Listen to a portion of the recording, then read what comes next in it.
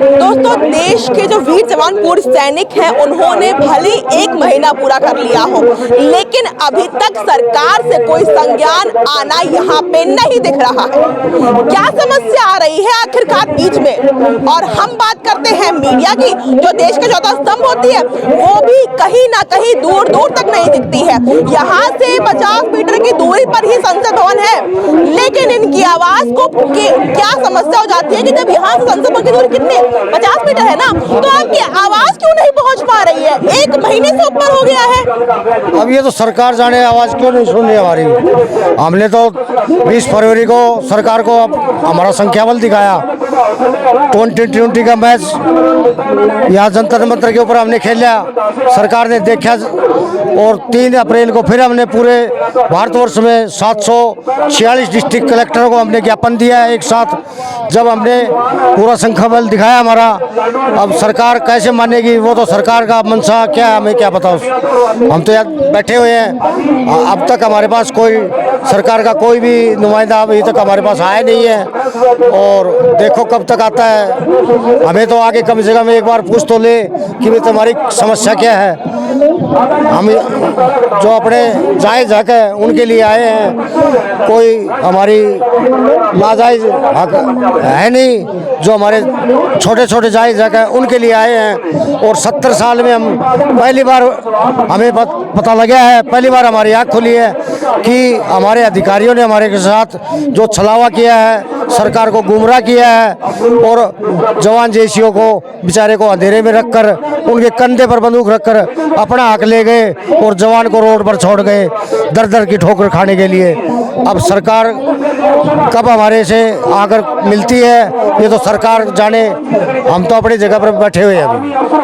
देखिए, आप इन्होंने कहा कि संख्या बल की बात हुई थी कि हमें संख्या बल देखना चाहिए, क्योंकि बिना संख्या बल के सरकार को लगता है ना कि ये तो बड़े कमजोर है, उनकी बातों पे असर नहीं पड़ेगा। अब संख्या बल भी दिखा दिया, ना कि 50, ना 100, ना 200, हजारों की संख्या से ऊपर आए थे इसी जंतर मंतर पे, ना कि केवल यहाँ बल्कि पूरे देश भर में। लेकिन अब समस्या क्या है? अब भी सरकार नहीं सुन रही है। सरकार को आखिर चाहिए क्या? क्या ये देश के जो पूर्व सैनिक है यहाँ पे समाधि बना देंगे तब जाके सरकार सुनेगी इनकी बात को? क्योंकि वही चाहा जाता है ना कि जब समाधि बनेगी तब सरकार आएगी कि तो अब बात सुन लेते हैं हम सैनिकों की।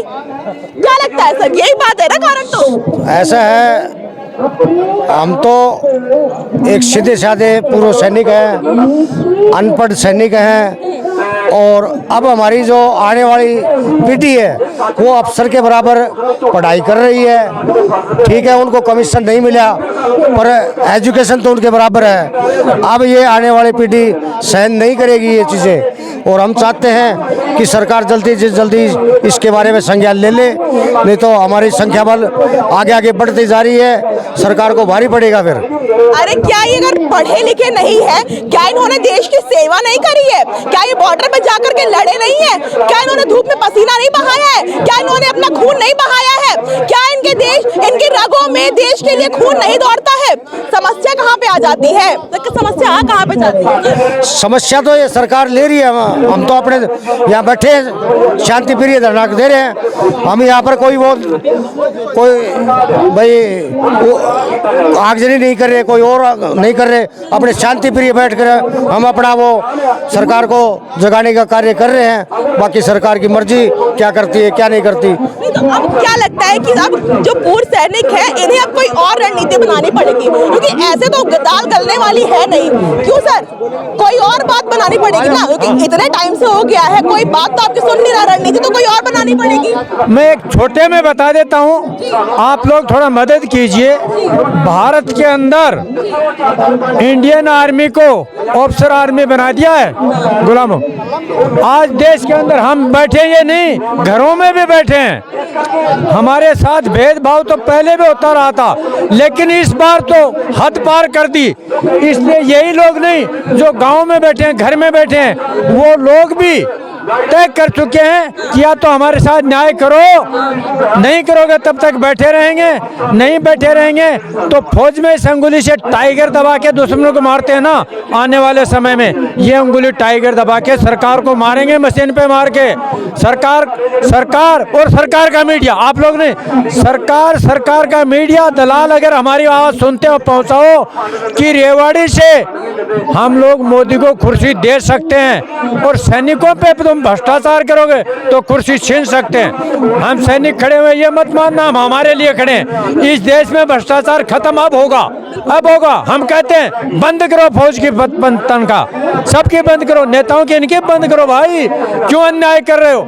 ये लूट अब नहीं चलेगी। जो सैनिक खड़े हो गए हैं आपसे वायदे से कहते हैं मोदी जी मान लो, मोदी जी हमने बनाया मान लो, वरना हम तुम्हें भी ले जाएंगे, आने वाले को भी लेके जाएंगे।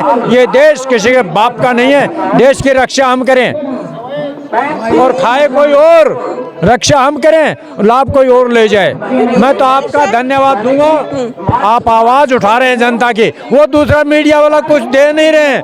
वो मुझसे मोदी को समझो, आप उनके पक्षधर हैं, आप आवाज, वो उसके पक्षधर नहीं है, मोदी को मार रहे हैं, असली आवाज पहुंचा नहीं रहे हैं। जनता तो वही इमरजेंसी वाला होगा, मोदी का कहीं निशान नहीं बचेगा अगर ये हाल रहा तो। या तो बराबर करेंगे, हम नहीं कहते हमको पैसा दो, नहीं चाहिए पैसा, हमें मान सम्मान चाहिए, हमारा हक हमको चाहिए। सरकार के पास पैसा कम है, हमारा काटो और काटो, हम देने के लिए तैयार हैं। लेकिन ये क्या को उनको दे दिया, आपस में लड़ा दिया, पैसा बचा लिया, ये चलने वाला नहीं। आपका बहुत बहुत धन्यवाद। फौजियों की आवाज मोदी तक पहुंचाते रहो कि मोदी, वो जो मीडिया वाले हैं वो तुम्हें गुमराह कर रहे हैं, सच्चाई नहीं दे रहे, हम सच्चाई दे रहे हैं। इनकी आवाज गांव में जाके देखो, अभी 3 तारीख की रैली देखो, आने वाला देखो, एक एक सैनिक जाग चुका है और तय कर लिया है हमारा कोई लीडर नहीं, सब लीडर हैं। और ये लीडर इस सरकार को अभी बता रहे हैं मोदी जी अभी भी मान लो, तुम अभी भी मान लो, वरना तूने अपना आने वाला बंदोबस्त कर लिया, तुम्हारा कहीं दिखाई नहीं देगा। ये है सैनिक, ये इन्होंने अपनी बातें रखी। क्या कह रहे हैं ये कि अब हमारे पास कोई चारा तो बच नहीं रहा है, एक ही चारा बच जाता है, चुनाव आएंगे, सरकार बदलनी पड़ेगी। नहीं, हम सरकार बदलने के मंशा से नहीं बैठे हैं, हम तो अपने हक के लिए बैठे हैं। हमारी सरकार बदलने की कोई मंशा नहीं है, सरकार बहुत अच्छा काम कर रही है। मिलेगा कैसे? 1 महीने से ऊपर हो गया, कौन सा हक मिल गया आपको? कोई भी अभी कहीं से आश्वासन मिला? जब आपको आश्वासन मिल गया कहीं से? सरकार की गलती है तो सरकार को आना चाहिए, आगे समझाना चाहिए। सरकार हमारी माँ है, सरकार हमारी बाप है, मोदी जी हमारे बाप के समान है। अब हम मोदी को नहीं कहेंगे तो किसको कहेंगे? मोदी नहीं सुनेगा तो हमारी कौन सुनेगा? जहाँ भी जो भी है रक्षा कर रहे हैं हम, और हमारी आने वाली पीढ़ी रक्षा करती आ रही है। सरकार को ध्यान देना चाहिए, बस हम तो यही कहेंगे, इससे ज्यादा और नहीं कहेंगे। तो अब सैनिक यही कह रहे हैं कि रणनीति जो है वह कोई नहीं रहेगी, 2024 में आने वाले लोकसभा चुनाव में हम दिखाएंगे अगर सरकार हमारी बात को नहीं सुनती है। देखते हैं क्या होता है आगे। धन्यवाद।